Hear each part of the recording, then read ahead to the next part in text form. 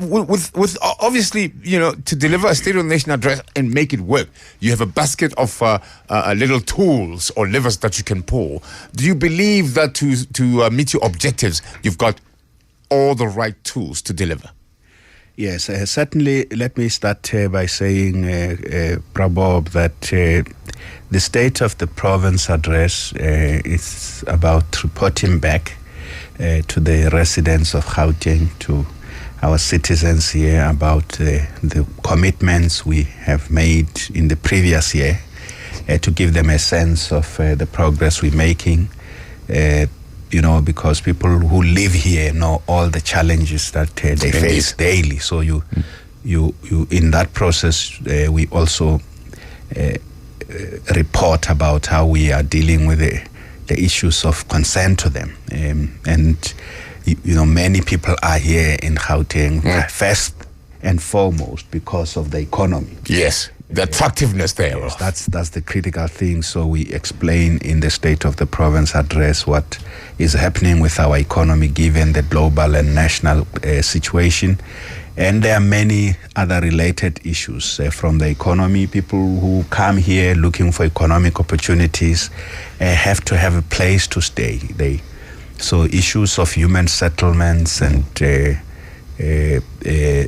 related infrastructure where people live is also very, very important. And then you get into issues of education. Education has become such a critical driver of everything that takes place in Gauteng. And an interesting phenomenon is that we now have a new category of migrants, young people from all over the country who are in Gauteng because they want better education. Their parents were here looking for work, and their parents are here working, but they have made choices that the best place to look for better education is to come to Gauteng. And then out of that would flow issues of healthcare, issues of crime, and general infrastructure, the upkeep of a dynamic place like Gauteng, issues of sports and culture. So human beings are dynamic people. You don't meet one need and then suddenly it's gone. When you are unemployed, your primary focus is to get a job. Once you get a job, you build up, on other needs. And when you meet these needs, there are other needs that arise. So it keeps us going.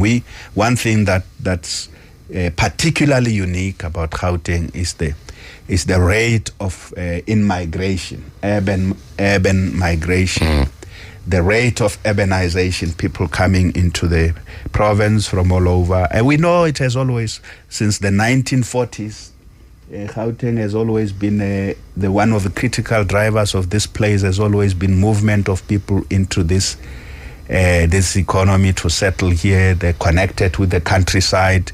But at the rate it has gone since the last 15 years, I said in the State of the Province address, almost 200,000 people move into Gauteng every year. And in 5 years, just in the past 5 years, we had 1 million people moving into Gauteng.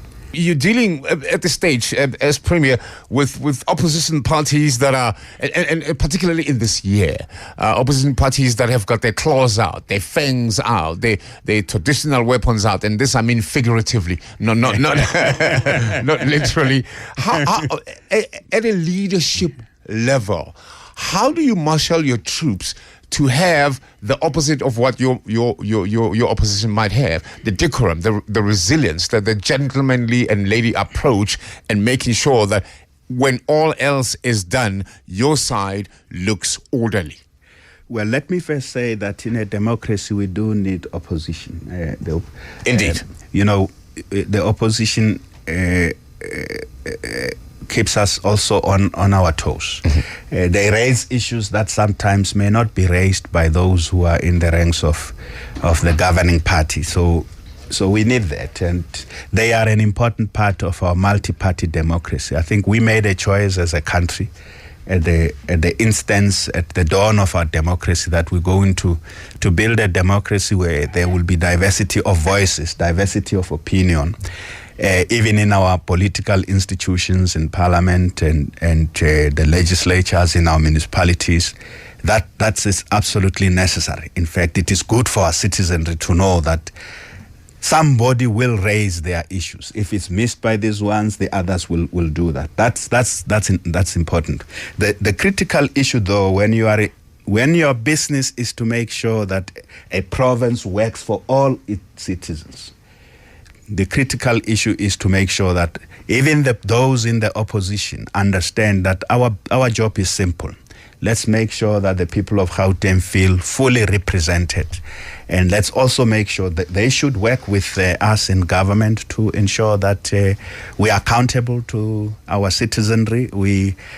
When we say we will do the following things, we do them. And where we fail, they should be able to expose us. That's very, very important.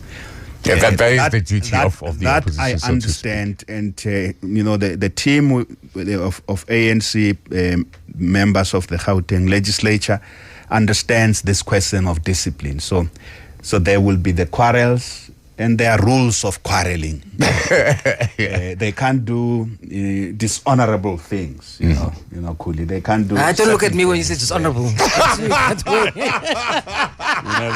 There are certain things, forms of conduct that they should never be involved in. They can't disrupt Parliament in reaction to disruption by the others. They can't do that. They should engage. And we value the fact that think through what you're going to say and read. There's no common sense about the business we are doing. The work of governing a country, you can't just say, well, you wake up one morning, I'll just do what comes into my mind. You have to plan for that. You've got to think through that. You've got to read. And our team, a lot of them are studying. We value that. People are studying. They've registered for various courses to try and understand that governance is not, you can't just use, as I say, common sense and say, well, common sense has its place, Yes. for your gut feel, but you've got to do much more than that. More than your gut feel in government. Tabiso, good morning. Tabiso? Tabiso is gone. Let's try Lebohang. Lebohang, good morning. Good morning, Kaya. How are you? Hi, Sapila Putu. Oh, the Premier is listening. All right, thank you. Premier, I'm particularly concerned about the health department that hasn't joined the clean audit. My concern comes around this matter to say you just mentioned that more and more people are finding Gauteng a place to stay and work in. Yes. However, our health system, is it ready to deal with this high volumes of people? Because our hospitals remain dilapidated, waiting times are prolonged, and all. Are we ready health-wise to accommodate as a province? All right. Are we ready? Are we there?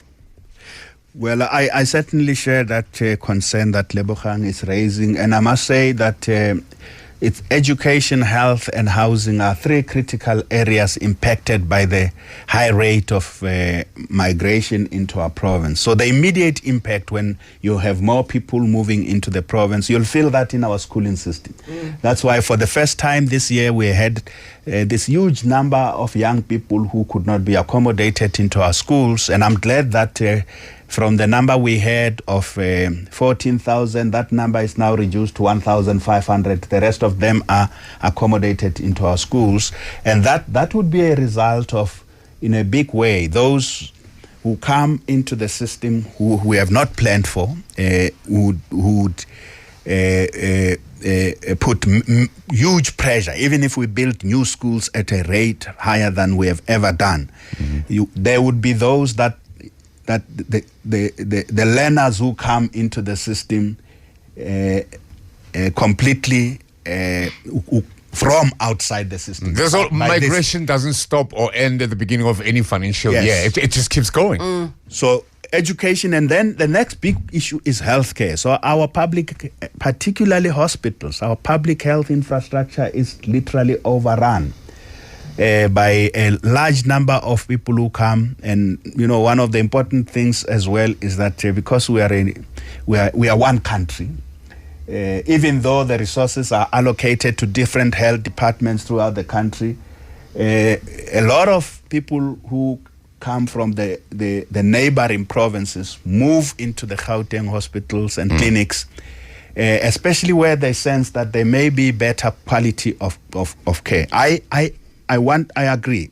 One of the major challenges we still face is the quality of infrastructure, and we are spending significant amounts of money improving the quality of infrastructure, especially the older hospitals. There's the regeneration program, and then we're building new ones as well. And some of the new hospitals we're building are really the state-of-the-art hospitals with modern technology and solving in the process the issue of waiting time.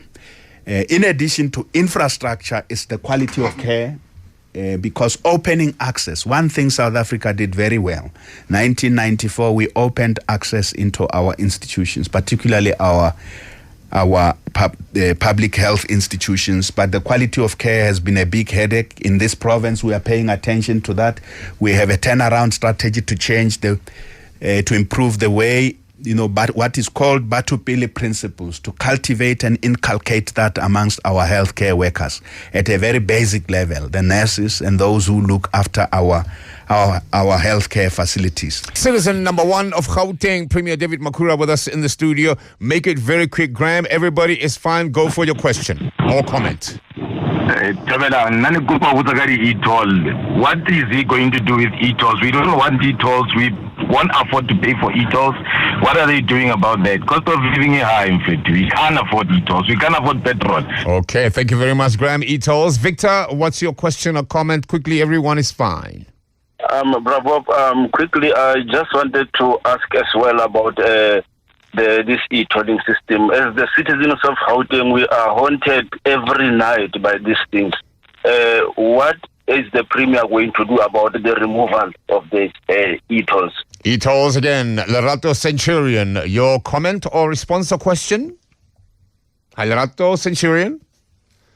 Lerato Centurion is gone. We'll go for Iggy. Hi, Iggy. How's it? Go for it, my man. What's your question? My question is that we're developing sites. We have a site next to the Premier's house there, Tulsa. So our problem is that we're facing challenges with building plans and the Department of Energy on licensing. So we need to know what is going to happen to speed up that process. Okay, you got me lost there, but I'm sure the Premier understands what you're talking about there. Premier, 2 calls on e-tolls. What's the situation there? The listeners would like to know. And by the way, 086 000959, you are welcome to engage as well. Premier? Yes, but I certainly know that the issue of e-tolls is still a sore point amongst the Gauteng motorists.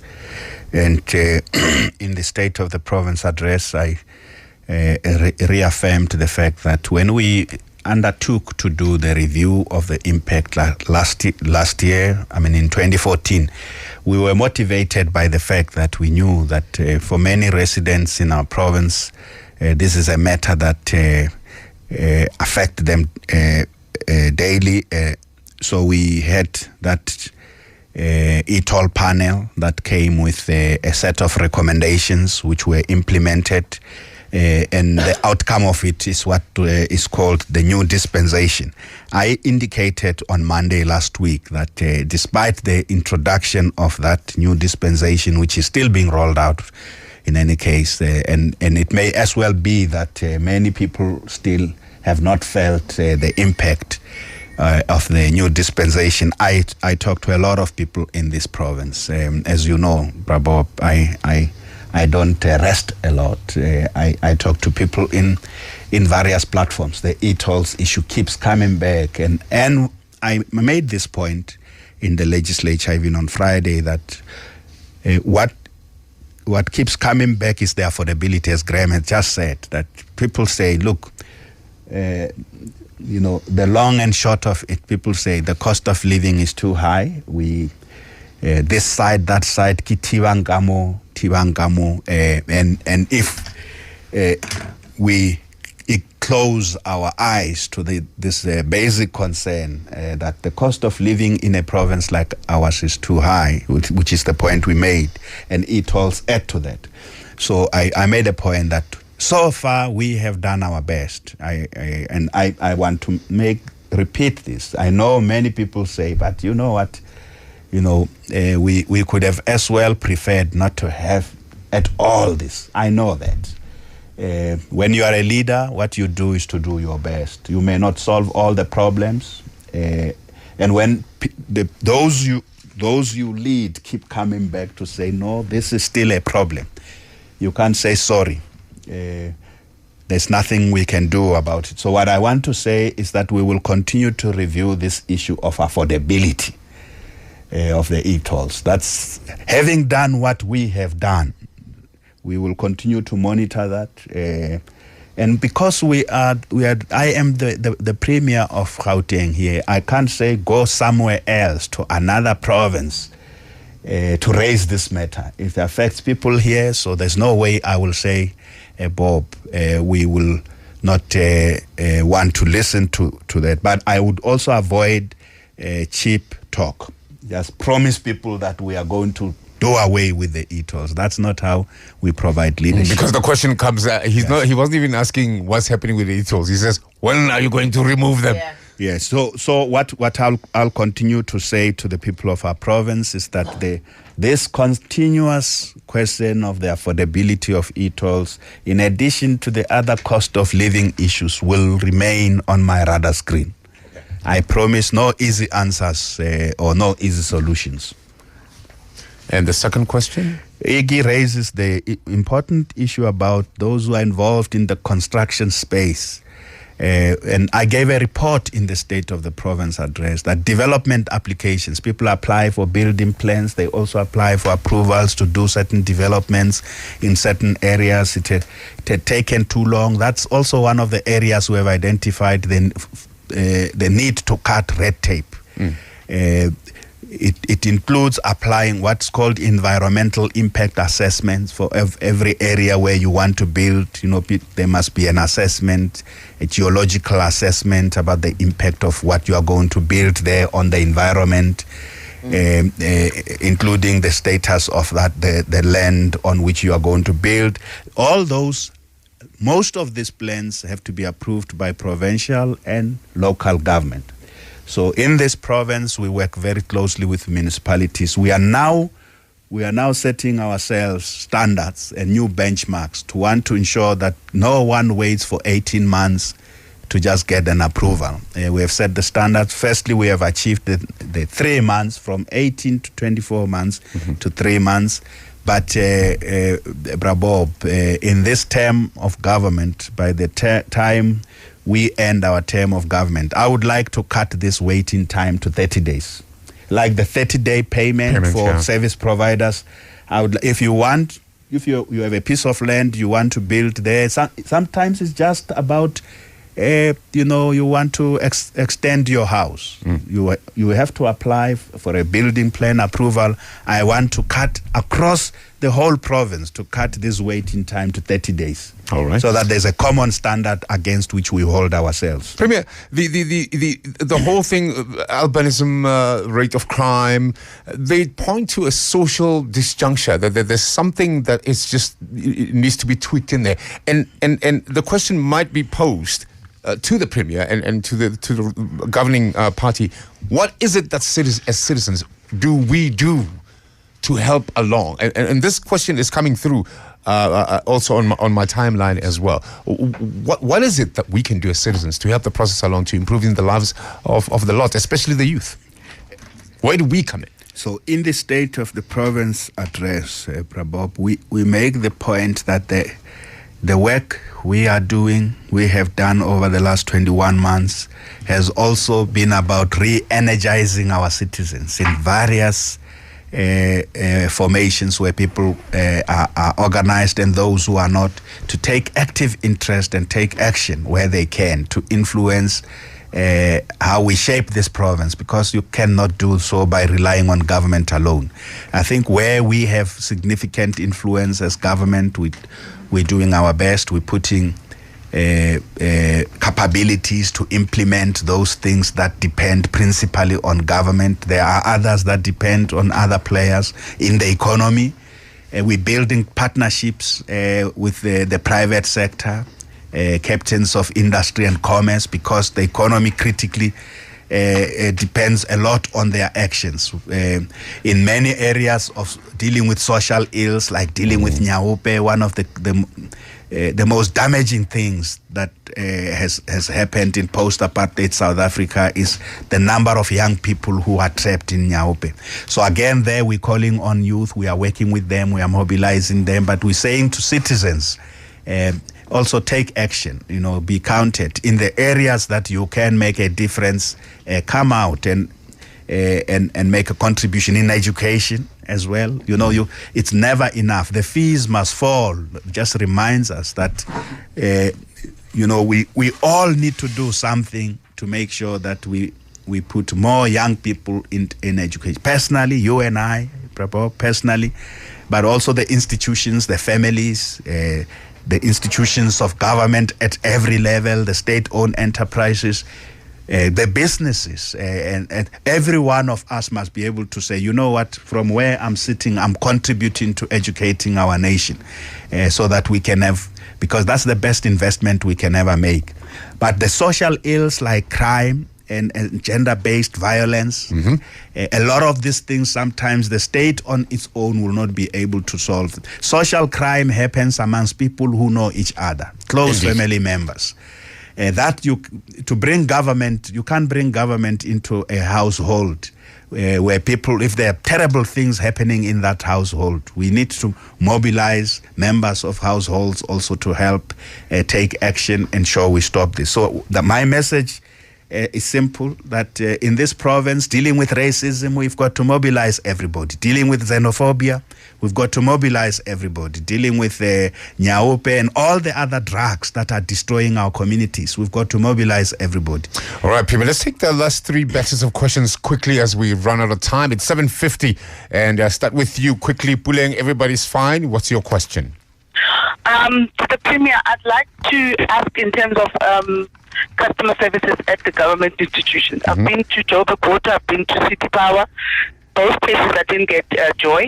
And then number two, maybe it's a suggestion in terms of the e-toll. What's the minimum amount that as drivers can pay? Because as much as we know that they won't remove them, we also want the government to also accommodate us. All right, thank you very much, Puleng. Sibongile in Slovoville, everybody's fine. Go for it.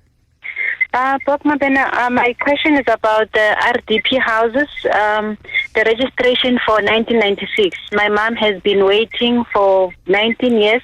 Every time she asks, she's being told that she's on the queue. So I want to know what are they doing about the people that have registered in 1996. Thank you. Which area are you in, Sibongile? As it your mother, because the house, we're not talking about you, we're talking about your mother's situation. Slovoville, next to Tepisong. Okay. The current site. Yes. Okay. Thank you very much, Bonnie. Last call is from GC in Bramfontein. Go for it. Everybody's fine.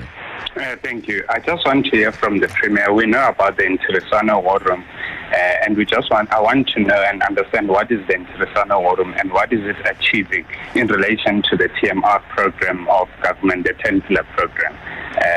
Is it creating a more responsive government, those things? I would like the Premier just to pull them out for me if possible. Fantastic. Thank you very much, JC. I had the pleasure of experiencing the Interesano launch in Ekurhuleni on Friday with the media. Quite interesting. A few people were actually even winning prizes for paying their bills through electronic means. Yes, it was really quite an exciting thing that's happening out there in Ekurhuleni.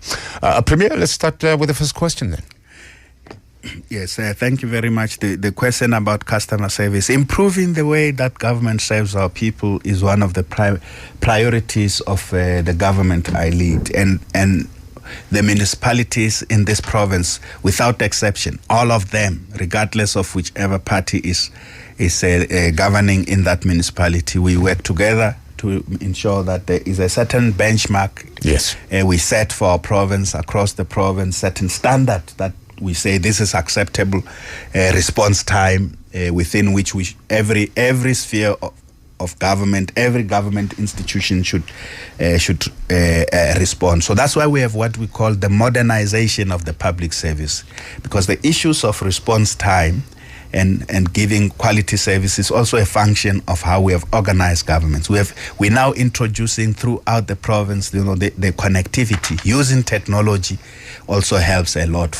You don't have to come into a government office physically for you to be able to get a response, a query, or get a service from government. So e-services, citizen services, delivering citizen services through electronic platforms is also one way of improving that.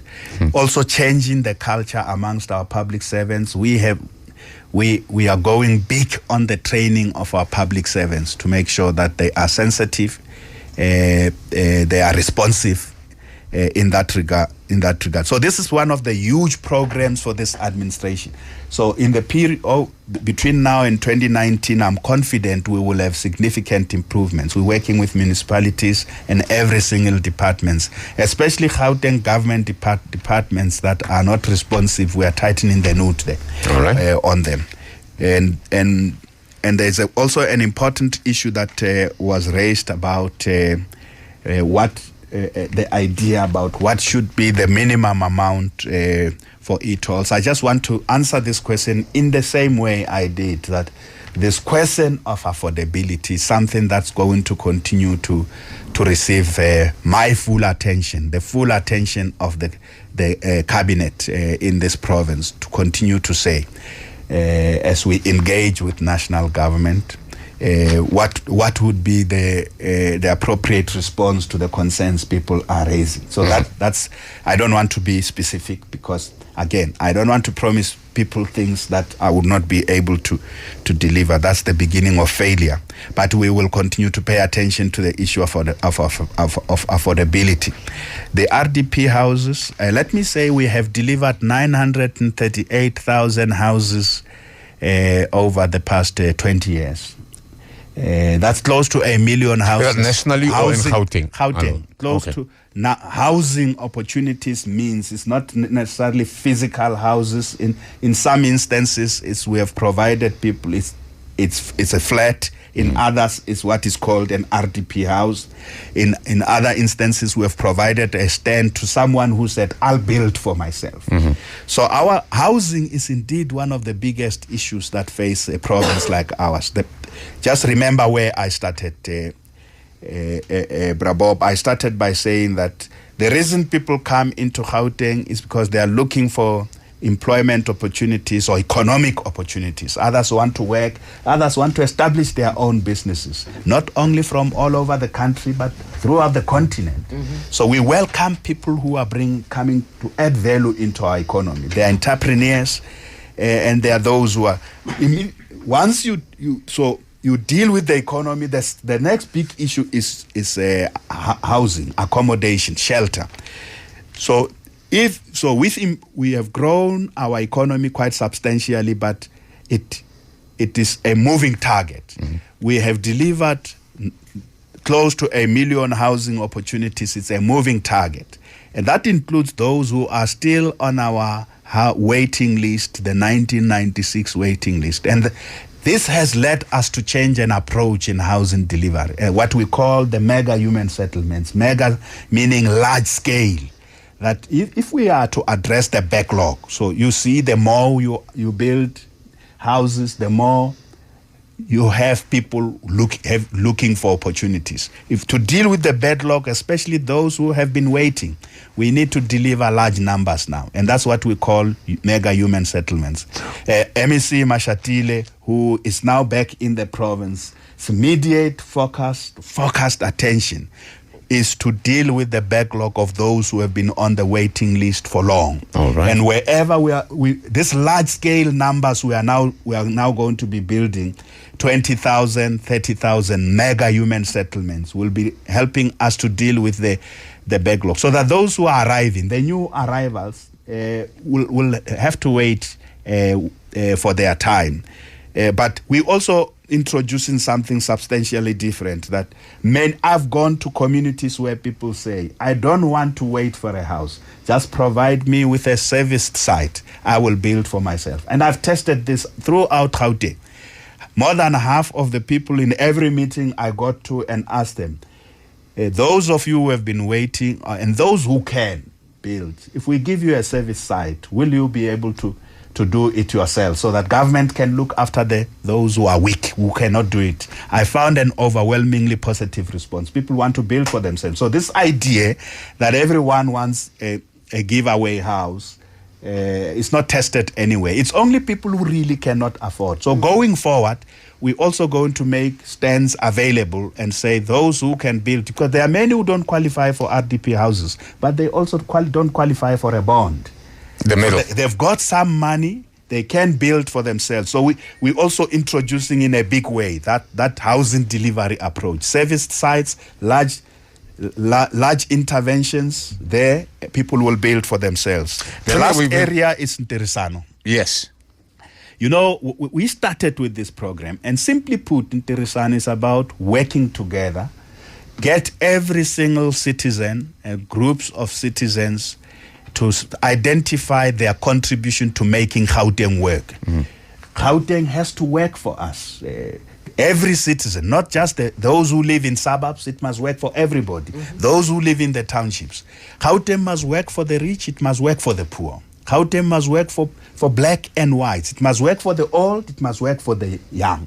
So to unleash the energy of everybody, civil society, religious sector, people in the economy, organized under various business organizations, women, the elderly, the people with disability, military veterans. So through Nterisano, we're coordinating a systematic approach of getting every single one of our citizens to identify how they can contribute to making Gauteng work better. You have to understand, team, this is the hub of our economy. 25% of South Africa's population is here, 35% of our economy, 42% of employment. The employed people are here. Our contribution to making South Africa work is huge. If we get Gauteng to work better, the rest of the country will work better. And it is the responsibility of those of us who are here to make this province work. We have to fight against crime and make Gauteng safe. It can't be just government or the police alone. So we in government, yes, have to put 100% effort into everything we do. We've got to do that which is our job, but we need our citizens to be party to this. Nterisano has helped us in the last few months to catalyze and unleash enormous energy and goodwill amongst the residents of Gauteng. We are finding this everywhere, including in the media. People want to contribute to making this province work. We all live here. It doesn't matter where you come from. I come originally from Limpopo, but I want this place to work. There are many who are here who want this place to work. From the Eastern Cape, from the Free State, from Mpumalanga, all over the country, Northwest.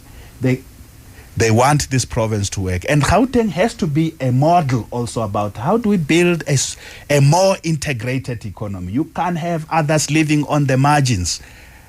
Urban hunger. People are just living, on the edge when there's so much opulence and wealth. We must make this economy also work for everybody. Inclusion. We must be an example of how to build an inclusive and growing economy.